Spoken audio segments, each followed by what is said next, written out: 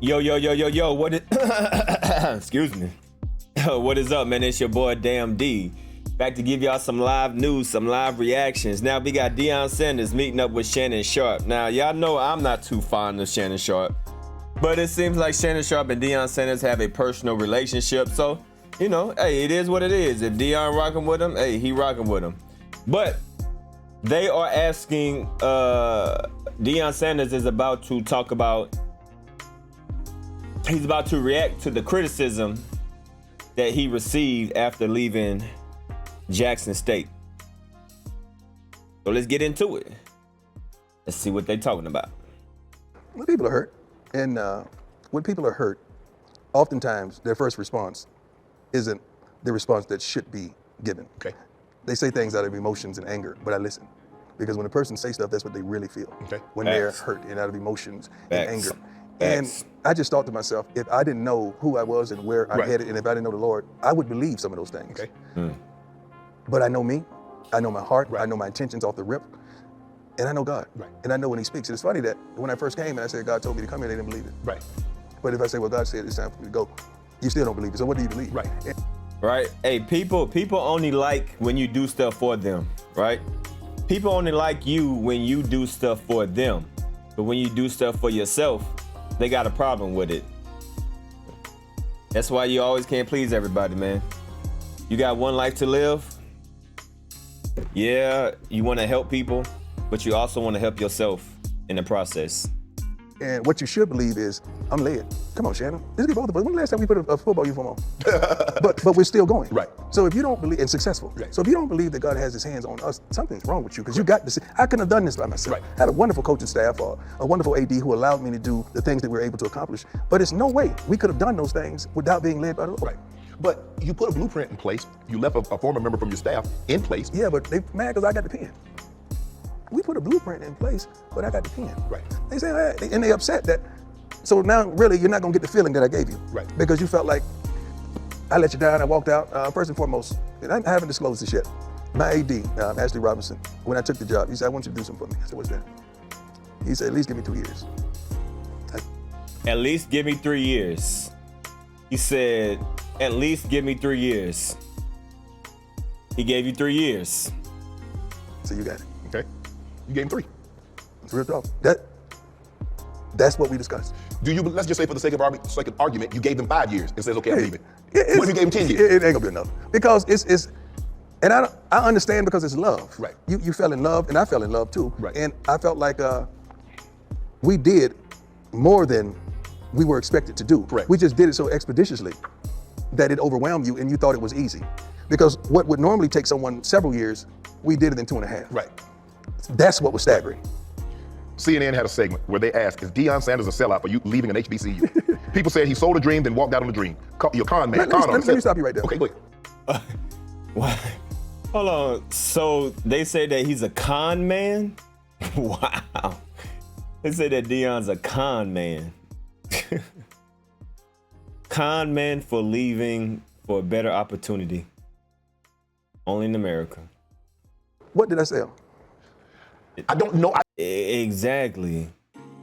He got hired to coach. He said he was going to give you at least 3 years. He gave you 3 years and he left. I don't recall. Now, I could be wrong. I don't recall you saying you were going to stay for any length of time. But what was the dream? The dream is that I wanted equality. Right. The dream that was I wanted these kids to get the notoriety and get to the NFL. We did that. Right. The dream that we want better facilities, and we're overlooked and underfunded. I've established that, and we made strides towards that. Okay. The dream was that I believe that we could win. I could believe that we could graduate at a certain rate. I believe that we could treat these kids and raise them to be young men. That was the dream. Why did you stop dreaming? I ain't. Right. The dream continues. Could it be the dream that you had and the dream that they had are different? That might be it. My man, let me tell you something. You know how I think, you Right. know how I dream. And I don't know if that dream will ever align with my dreams. Right. Because I don't just look at athletics. I look at everyone. Right. We're for people. Right. We're not just for athletes. Right. Although that was my position. I'm in there fighting for everyone. You're more than a football coach. You look at yourself as more than a football coach, don't you? Yes, because I am. God ain't just called me to no ball. That may be the title or the position, but no matter whatever occupation you have, you got to do more than what that job description says. Let's talk about easy. Facts, Like facts. fee-free easy and no minimums easy. You more than this, Yes. right? Yes, Is that it? yeah. Is That's that what I it? do. That's not who I am. There you go. There you go. And I do understand the people, but what I don't understand is do something about it. Won't you give a little more? Right. Won't you spend a little more time? Right. Won't you really try to bring solvency instead of sitting back throwing sticks and stones? Right. And it seems like all the people that are screaming and yelling and bickering and murmuring, check their giving. What? They ain't do nothing, right? The people that are complaining are the people that don't do nothing. Boy, that's some nigga shit. Let's be honest. That's some nigga shit. Have they given? When I was at Jackson, I told Ashley, unless they substantial giver, I ain't got time to be meeting with them. About what? Facts. About what? I have a vision for this school. I have a vision for this department. Why am I meeting with you to talk about what I should be doing and you ain't doing that? Right. Facts. And to talk about all in, both my sons is on the team. Right. My daughter was playing basketball. Correct. And my son doing social media. Right. So who's all in? My mama there, my sister there, nieces there, nephew there. So who's all in? Right. My dog even now. So who's all in? All the same. Who is all in? Are you all in? Right. Because I'm all in. But you said something very interesting. What you just said. You said, yeah, you offer all these critiques, but you ain't offering no check.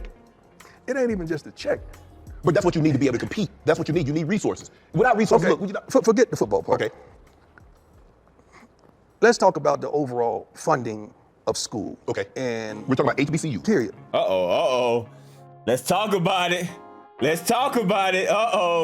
Because this is what separates HBCUs from black colleges from white colleges. White colleges got the resources, they got the alumni, they got money behind their school. You can see the big difference. I went to TSU. Now TSU is looking pretty good, but TSU and U of H is literally right down the street from each other. You can see the complete opposite of what TSU is, Texas Southern University, and U of H, which is a white school, right? You can see the major big difference of how their campus looks and how our campus looks. It is what it is. HBCUs, colleges are not funded the same way that white colleges are. Let's be honest. It is what it is. I wanted to bring solvency to how are we broke? How are we always asking? Right. Why are we always in the deficit? Right. Everybody? You mean everybody? Facts. That's a problem for me.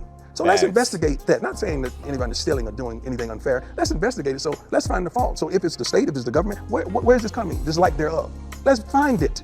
I was willing to hire a team to audit and find this because it's impossible for all of us to be in the same situation. Right. Unless it is true that only 7% of graduates are giving back Right. to their alma mater. Alumni. Remember what I said. White colleges have an amazing alumni and amazing support. They actually give back to their colleges. Black people, pew, they gone. And when they give, it's not substantial. Right. So I believe that's a problem. That's the issue. But you said something. You had an issue. Says, look, I don't mind playing all these bowls. I don't mind doing all this. But where's the money going? Is any money going back to the institution? To the football team, you had a problem with going to play these bowl games, playing classics, yes. And saying the money goes to the general scholarship fund. It goes to the school instead of the football. Who's playing the game? Who's at risk? Right. We are. So why should that not be in its totality ours? Right. Because we want enough to get us there. Right. And that's my problem. And then when it comes to the classics, I just had a problem with that. It's another home game. Right. That we lost. We played in Miami last year, which was a classic, wonderful classic at that. We played in Memphis, which is a classic, wonderful classic, and we played in Alabama. That could have been 3 home games. And if we do our mathematics correctly and handle our business, that's at least $1.5 million a game. At least. We ain't see that. That would have been great, not for only the football department, but it would have helped the other departments as well. So that's just the way I think. My thinking is maybe because where we've been in life. It's way down the street. Right. It's not there. It's way down the street. Did you hate going to like these meetings with boosters that felt like you were I wasn't paid? going to no booster meeting. I wasn't doing that. For what? $5 grand? I'm not doing that. I can go Every little bit of help. No. My time, no, that's an insult. He said, man, I'm not going to these boosters meetings for no $5,000. Nigga, I'm Deion Primetime Sanders. Hey, I can respect that. I can respect that. My time is much more valuable than that. I'd rather be doing something with my kids, not my personal kids, my kids Right. of the football team at JSU. I'm not doing that. And that's oftentimes what it is. I'm not doing that. One of the comments, why couldn't he stay at Jackson? All right, so there we go, man. We gonna do part 2 later, but pretty much Deion Sanders said that HBCUs are broke. It is what it is. There's a big differences between HBCUs and non-HBCUs. Y'all leave a comment down below and y'all let me know how y'all feel about Deion Sanders pretty much exposing the truth of why he left and exposing the truth about HBCUs. It's your boy Damn D signing out, baby. Peace.